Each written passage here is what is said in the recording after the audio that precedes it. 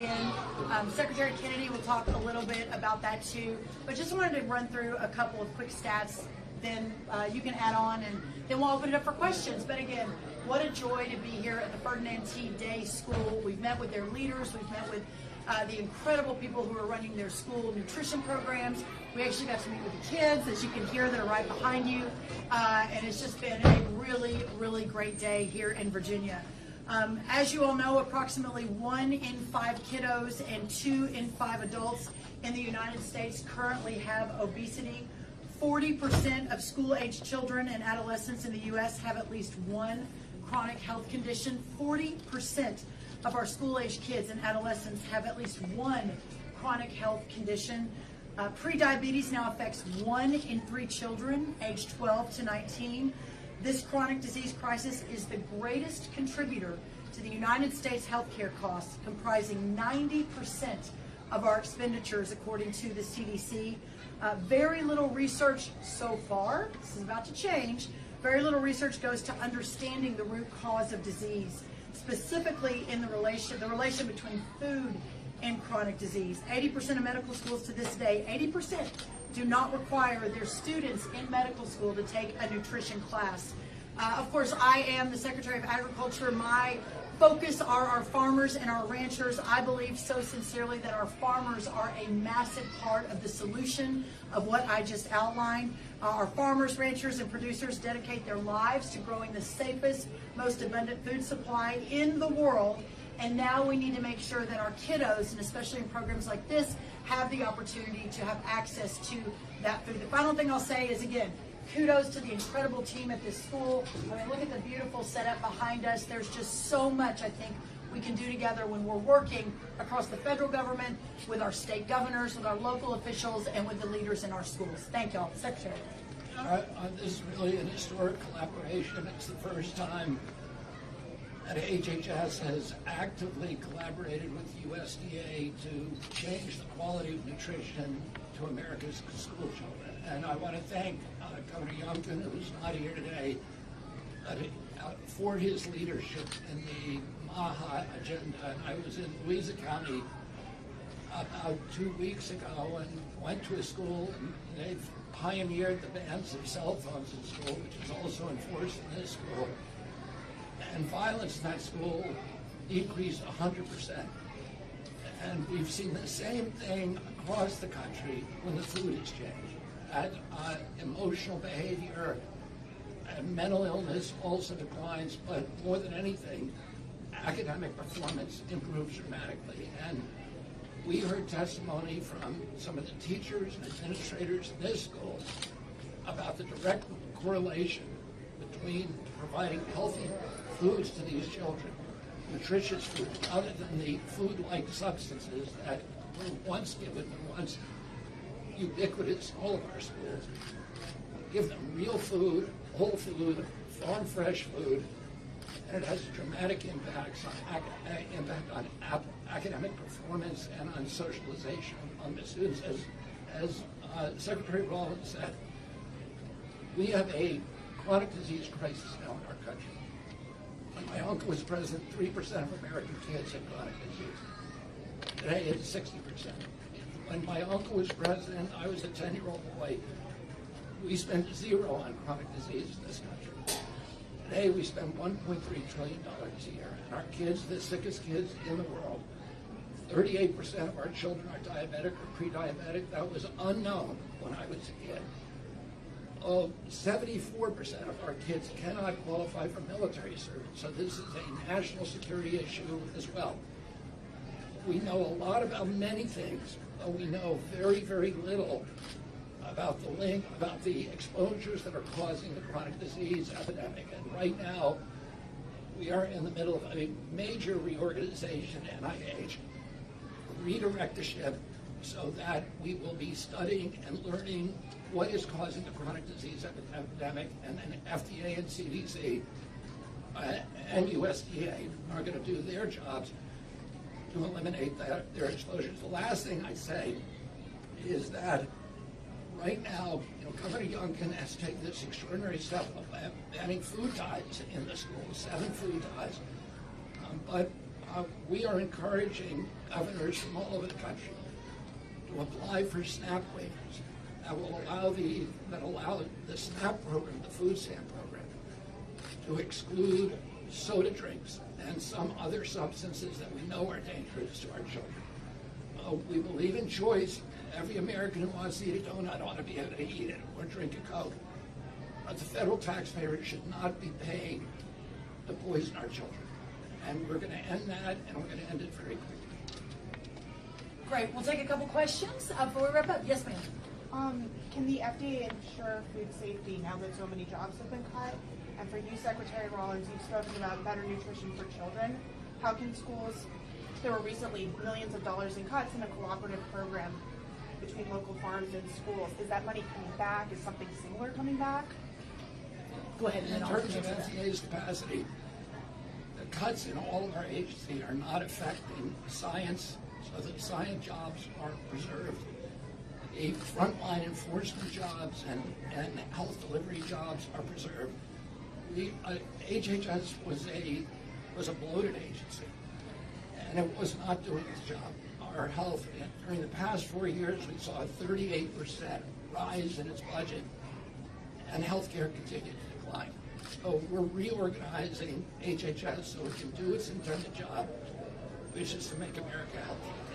Yeah, and I appreciate the question on the food programs. There's been a lot of confusion about what has been cut.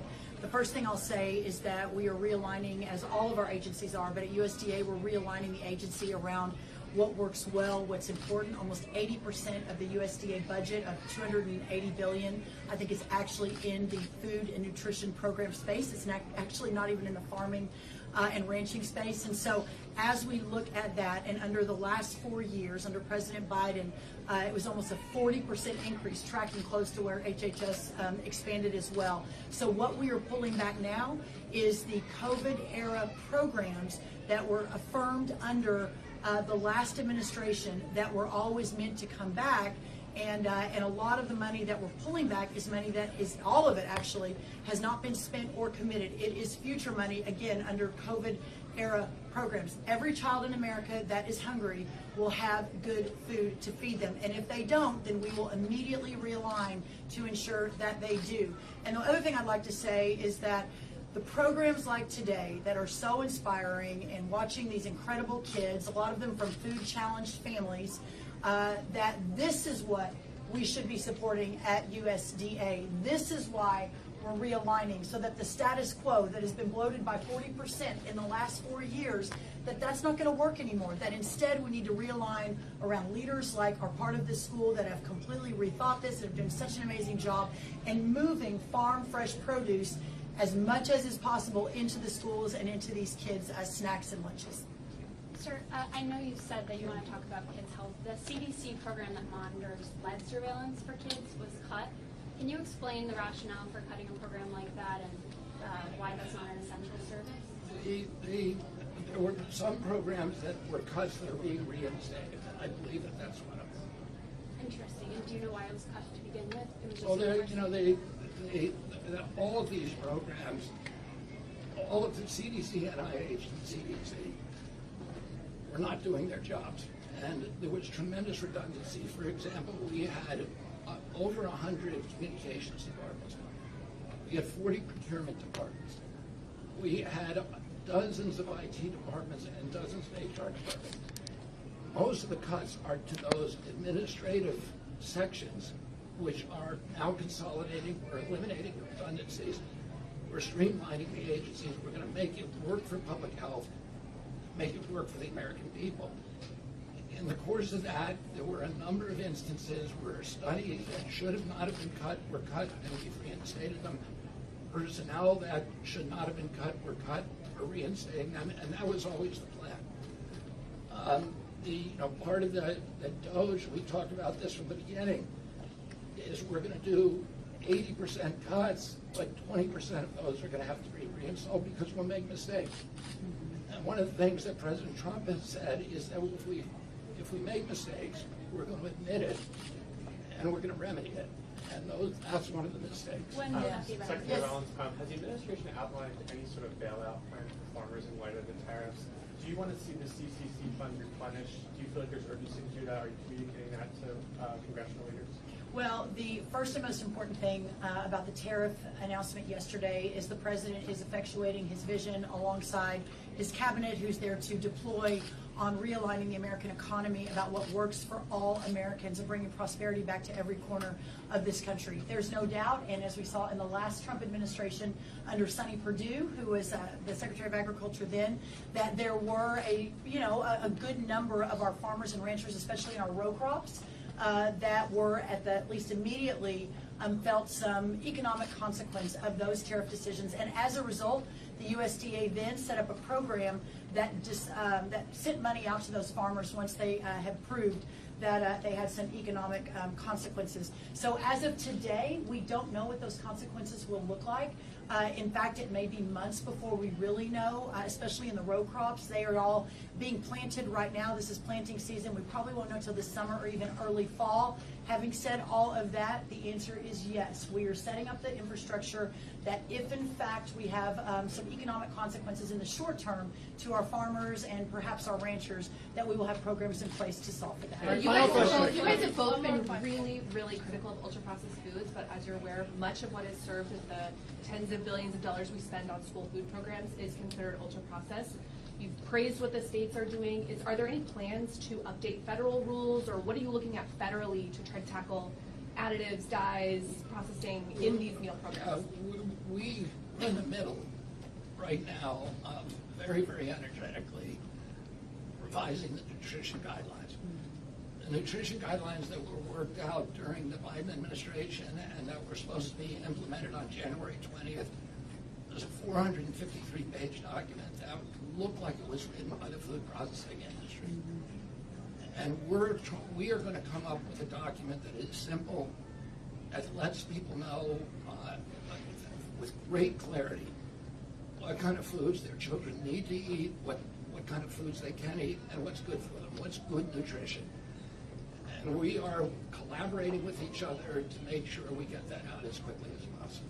The other piece of that I'd like to say is that the idea of our founders' constitutional vision of the states being the laboratories of democracy, of real innovation happening there, that the federal government doesn't have the answer, nor should it, to every question, begs the larger policy discussion that we're already having with our governors across the country, both blue and red states. I am constantly in contact with several Democratic governors who really want to take a lead on this and have a great relationship with them. Of course, Governor Youngkin and his ag secretaries in the back, Matt Lohr, I mean, they have been wonderful. You were just with Governor Morrissey in West Virginia just a couple of days ago. So I think that the way we should all be thinking about this is as a partnership between the federal government, the states as the laboratories of innovation, local leaders, and then our school leaders. And I think once you see that, and I've seen this firsthand over many years, the states begin to compete with one another. And I think that the result of that will be, alongside us with the dietary guidelines and what we're doing at the federal level through both of our agencies,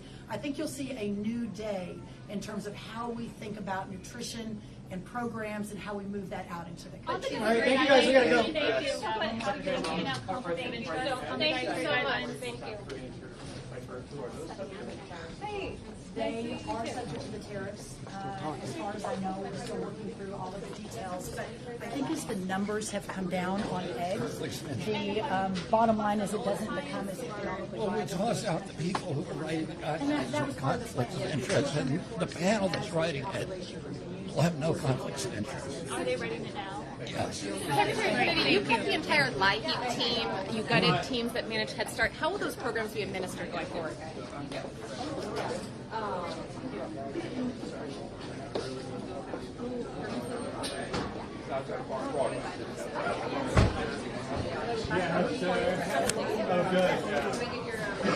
good. Yes, but except I think that they mean. Okay, well, thank you all so much for coming today.